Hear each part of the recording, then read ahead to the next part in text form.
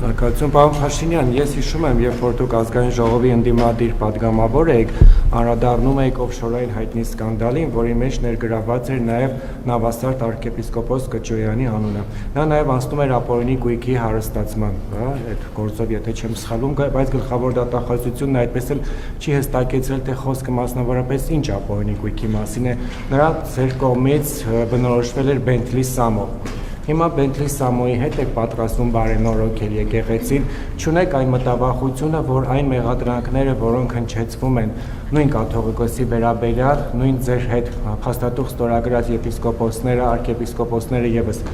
խախտել են այդ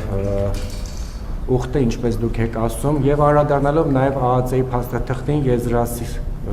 arczepiskopos-ի վերաբերյալ նա հերկել է, ասել է, որ այդ փաստաթուղթը կեղծ է, սա հարցի այս հատվածը եւ երկրորդը կառավարությունը պարբերաբար արտոնություններ է տալիս այն գործարարներին, որոնց հետ ունի սերտ առնչություն։ Օրինակ այսօր էլ պարզ դարձավ, որ Ջերմուկ գրուպն է ստացել արտոնություն, ավելի վաղ Սամվել Ալեքսանյանի ընտանիքին պատկանող ընկերությունը։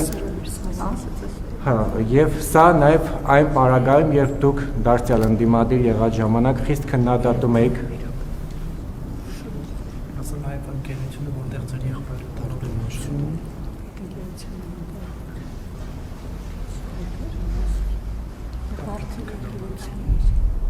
Իրոք մեկ օֆշորի մասին էր, արտոնության մասին էր, երրորդ հարցը։ Չէ, արտոնություն շարունակությունը, հա, որ ասել է կեղծը, ես հիշում եմ նաև, որ ասում եք կեցի այն Հայաստանը, որը վաղն է գալու։ Սա էր արդյոք այն Հայաստանը, որը պիտի գար ձեր պատկերացմամբ, շնորհակալություն։ Այդ ես չեմ ասել, այդ Մովսես Գորգիսյանն է ասել, որ կարող է կրկնել եմ եւ այո, ես իմ ամանորյա ուղերձում ասել եմ։ Ես անդրադարձել եմ այդ թեմային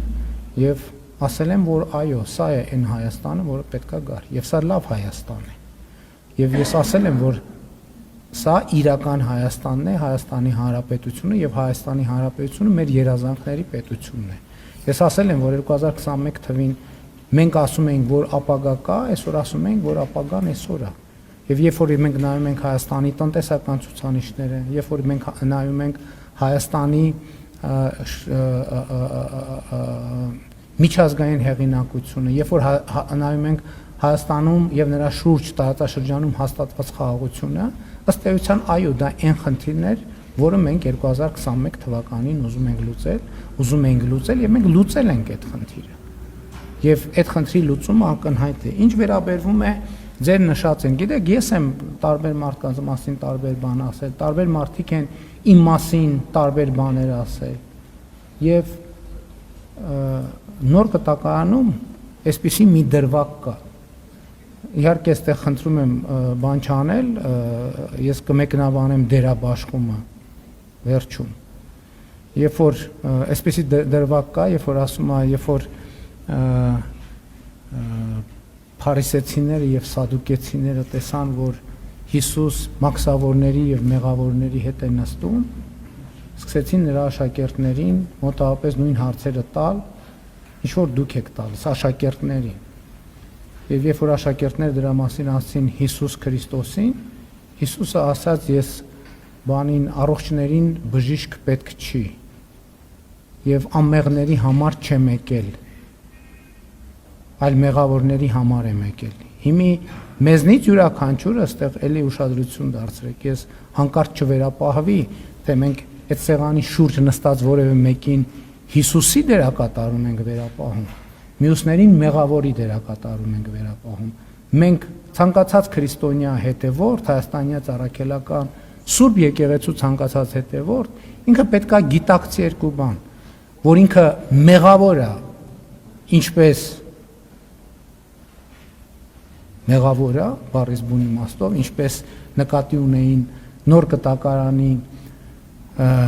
մաքսավորներին եւ մեղավորներին, եւ մյուս կողմից, եթե ինքը Հիսուս Քրիստոսի իրական հետևորդ է, ինքը նաեւ Հիսուս Քրիստոսի գործելակերպի, վարվելակերպի, խոսույթի տրամաբանության եւ առաքելության մեջ է։ Ես եպիսկոպոսների մեջ նստում եմ որպես մեղավոր եւ կարծում եմ, ինչ Իրենք նստում են որպես եպիսկոպոս։ Պատկերացրեք նստում ենք։ Հա, հարկային արտոնությունների մասին շնորհակալ եմ այդ հարցի համար։ Ուրեմն, գիտեք ինչ, շատ հետաքրքիր վերնագրեր կան։ Կառավարությունը արտոնություն տվեց այս ինչին, կառավարությունը արտոնություն տվեց այն ինչին, մեկը, չգիտեմ, ծանոթ է, մեկը բարեկամ է, մեկը, չգիտեմ, արդեն Սամվել Ալեքսանյանը արդեն դարձավ բան, մեր թիմակից, համախոհ եւ այլն, բոլորը մեր թիմակից եւ համախոհն են, շատ լավ, շատ լավ։ Հիմա եկեք նայենք այդ անունները արտոնություն ստացածների քանի տոկոսն են, քանի մի տոկոսն են, 10%-ն են, 100%-ն են։ Այս համակարգը արտոնությունների կոչվում է գերակա ոլորտում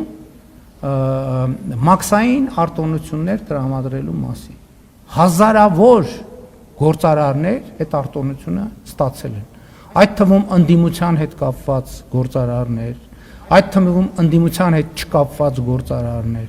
Եվ ընդ որում այս մեխանիզմը գործում է, եթե չեմ սխալվում, 2017 կամ 2016 թվականին եւ գործում է ինքնաշխատ եղանակով։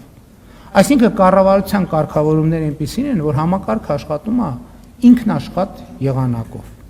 Այսինքն ինչա, կա մոդուլ։ Գործարարները, ընկերությունները իրենց տվյալները լրացնում են եւ ներկայացնում են արտոնությունից օգտվելու, մաքսատուրքի հետաձգման կամ արտոնության։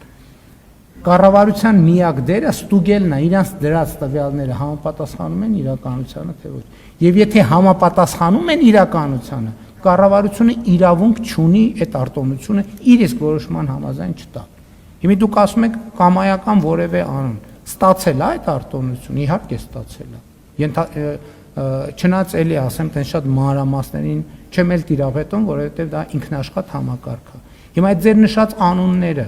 ընդհանուր առմամբ այդ արտոնություններ ստացածների քանի տոկոսն են։